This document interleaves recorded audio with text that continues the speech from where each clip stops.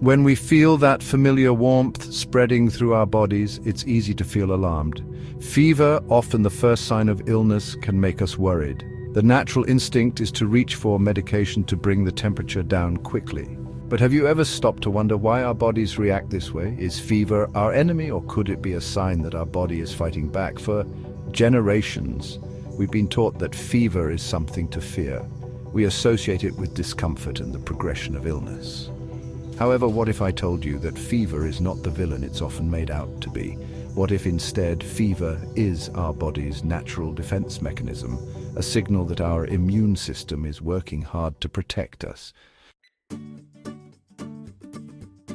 Fever, in simple terms, is a temporary increase in our body's internal thermostat.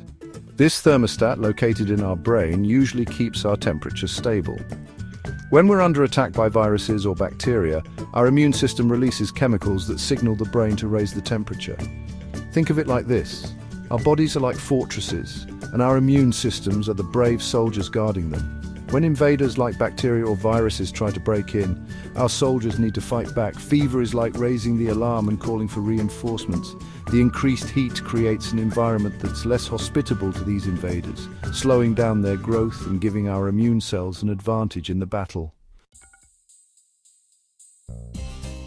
But how does raising our body temperature actually help fight off infections? Well, the science behind it is quite fascinating. When our body temperature rises, several things happen. Firstly, the heat helps to activate certain immune cells, making them more efficient at finding and destroying the invaders.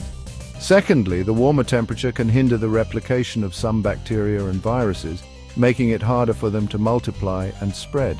Imagine it like this. The increased temperature is like turning up the heat on a stove. Just like heat can kill bacteria in food, fever can make it harder for harmful microbes to survive in our bodies. It's a natural way of creating an environment that's less welcoming to these unwelcome guests. Section 4, to treat or not to treat. That is the question. Now this brings us to the big question, should we always reach for medication to bring down a fever? The answer, like most things in medicine, is not always straightforward. While fever is generally a helpful response, there are times when it can become a cause for concern. High fevers, especially in young children, can be dangerous and should be monitored closely. In these cases, medication can help to bring the temperature down to a safer level, making the person more comfortable and preventing complications. However, for mild fevers, it's often best to let the body do its job. Suppressing a mild fever might interfere with the immune response and potentially prolong the illness.